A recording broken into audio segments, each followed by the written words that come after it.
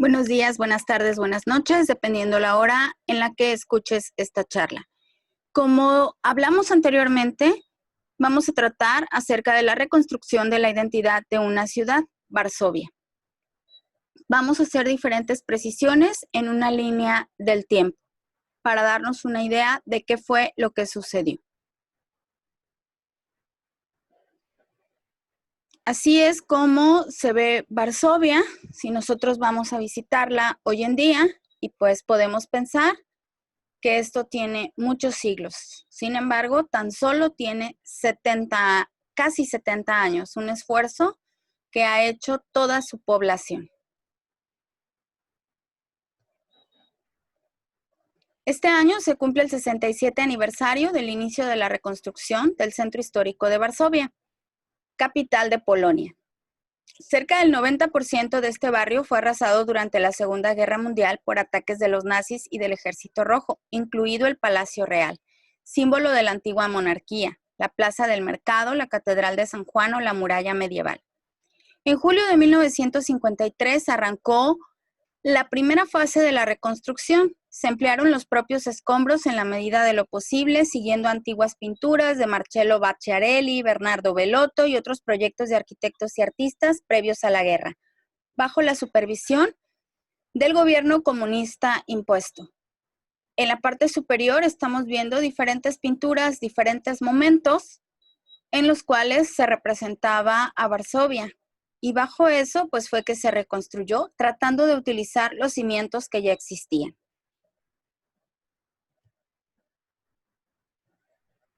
Muchos arquitectos se preguntaron cómo reconstruir la ciudad. Dos posibles respuestas surgieron. La primera, reconstruirla de manera tradicional, basándose en planos, dibujos y fotografías anteriores a la guerra. La segunda, pretendía una reconstrucción moderna, partiendo de cero, atendiendo a principios innovadores del momento. Finalmente, se adoptó un término medio. Parte del centro histórico se reconstruyó con la máxima fidelidad al existente en 1939, pues no solo se trataba de reconstruir una ciudad de la nada, sino que debía devolverse la identidad a un país, el testimonio de una cultura que necesitaba superar el trauma de la posguerra y recuperar su identidad como nación. El mimetismo no fue total, pues se acometió con tal austeridad y urgencia que parte del esplendor barroco y neoclásico quedó por el camino. En el resto de la ciudad se permitió aplicar parte de los nuevos principios. Es decir, aquí vemos cómo se optó por un término medio en cuanto al centro histórico. Se va a hacer casi a fidelidad, casi, porque ya no hubo presupuesto para poner esas molduras, esos adornos que vienen con el barroco y con el neoclásico.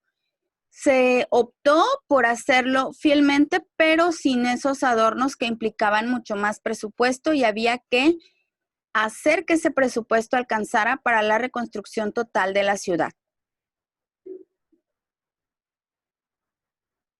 Esta actuación fue declarada en 1980 Patrimonio de la Humanidad por la UNESCO como ejemplo de reconstrucción casi total de una secuencia histórica desde el siglo XIII hasta el siglo XX. Arquitectos como Hans Scharoun, envuelto en la reconstrucción, y Le Corbusier, eran partidarios de la segunda opción, ya que podría edificarse desde cero de una manera más funcional, corrigiendo aquello inadecuado que tuviese la ciudad antes de su destrucción. Además, este último criticó la manera de reconstruir a imagen y semejanza.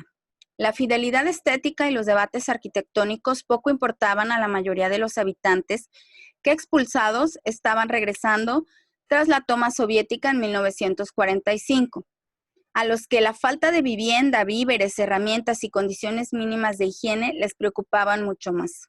En ese momento, los habitantes no eran partidarios de reconstruirla fielmente como estaba, ni de apostar por la nueva modernidad, sino que ellos querían su lugar donde ellos vivían. Era lo único por lo que ellos pugnaban.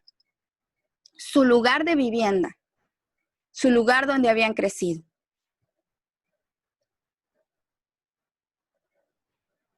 El resultado final no fue una reconstrucción totalmente fiel al original. Eso fue, pues, hartamente demasiado imposible. sino que integró rasgos e ideas de ambas posturas. Así, la Varsovia que hoy conocemos es una mezcla del pasado y de las innovaciones de la modernidad urbana, un testimonio histórico de las vicisitudes del paso del tiempo. Es decir, finalmente se integraron las dos posturas, tratando de crear lo que podemos ver hoy en día si vamos a Varsovia.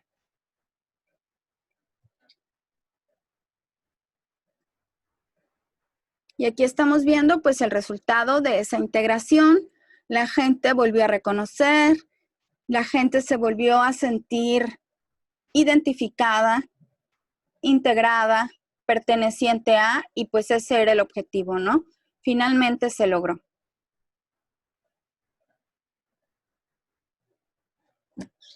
Roman Polanski recreó la destrucción de Varsovia en la película El pianista. Si alguien de ustedes ya la vio, pues ahí se recrea esa destrucción masiva de Varsovia tras los bombardeos, tras toda esta ocupación nazi.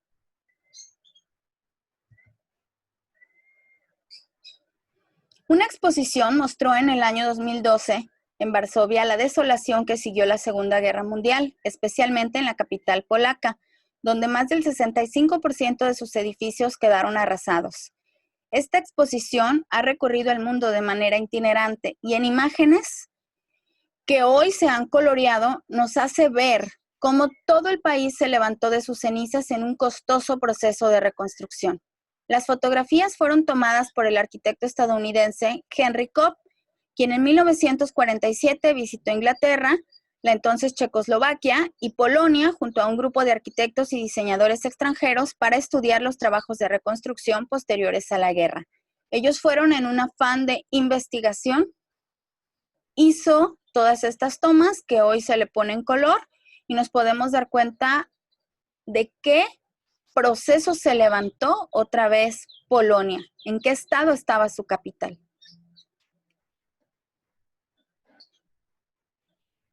Kopp y sus compatriotas pudieron constatar durante ese viaje el complicado proceso de reconstrucción y la necesidad de que en muchos casos los arquitectos debían tomar decisiones apresuradas con medios precarios, algo que acabaría decidiendo la imagen actual de la capital polaca.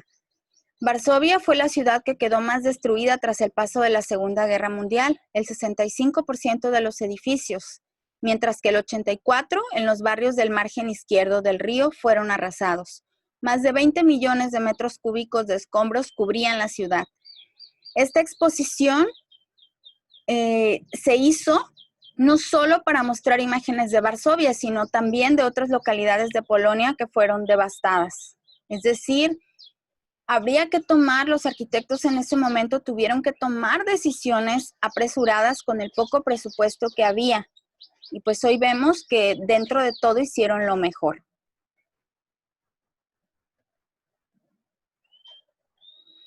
En Varsovia, el increíble nivel de destrucción fue el resultado de los bombardeos de Luftwaffe y la artillería alemana en 1939. Los bombardeos de la aviación soviética en 1942 y 43, la demolición del gueto o de la prisión después del levantamiento de los prisioneros judíos y la destrucción deliberada que los nazis llevaron a cabo después de que sus habitantes se rebelasen contra la ocupación nazi. El proceso de reconstrucción más ambicioso se llevó a cabo de manera atropellada entre 1945 y 1952 y enfrentó a los partidarios de construir una nueva ciudad siguiendo los patrones comunistas y a quienes abogaban por reconstruir la antigua Varsovia previa a la guerra.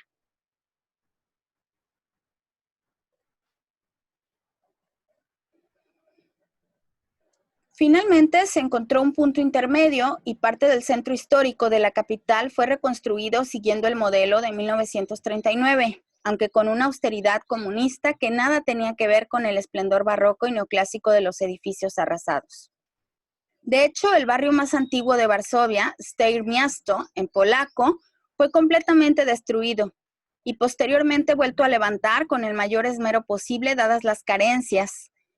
Y eso, como ya mencionamos antes, le valió en 1980 la Declaración de Patrimonio de la Humanidad.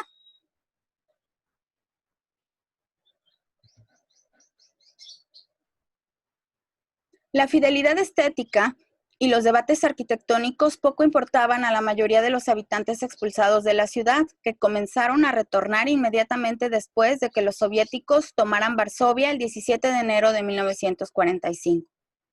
Más preocupados por la falta de vivienda, víveres, herramientas y condiciones mínimas de higiene.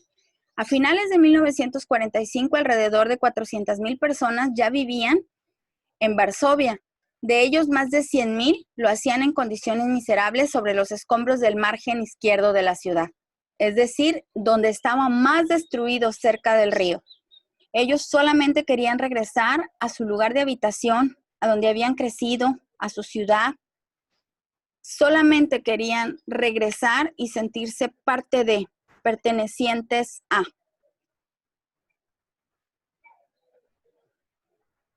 Y pues aquí vemos cómo quedó la ciudad, totalmente destruida. Lo más cercano a esto que nosotros hemos visto o hemos vivido fue el temblor del 2003 aquí en Colima. Como parte del centro quedó en este estado y había que reconstruirlo. Y eso que no era totalidad.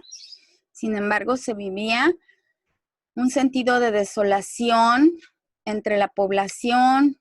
Emocionalmente estaba mal, había que volver a darle ese sentido, por eso se apresura la reconstrucción.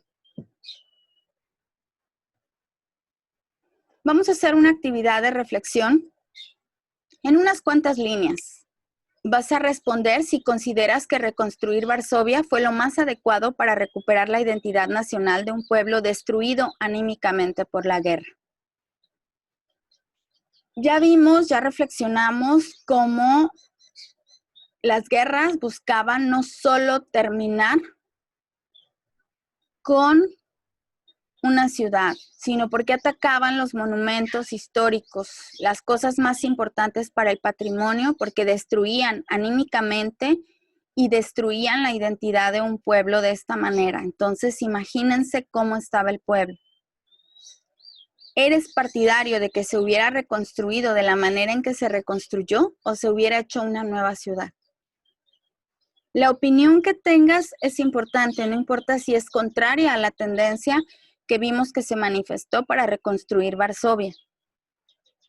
Es importante ver cada una de las partes de ese patrimonio y los puntos de vista. Muchas gracias, doctora María del Carmen Asensio Mercado.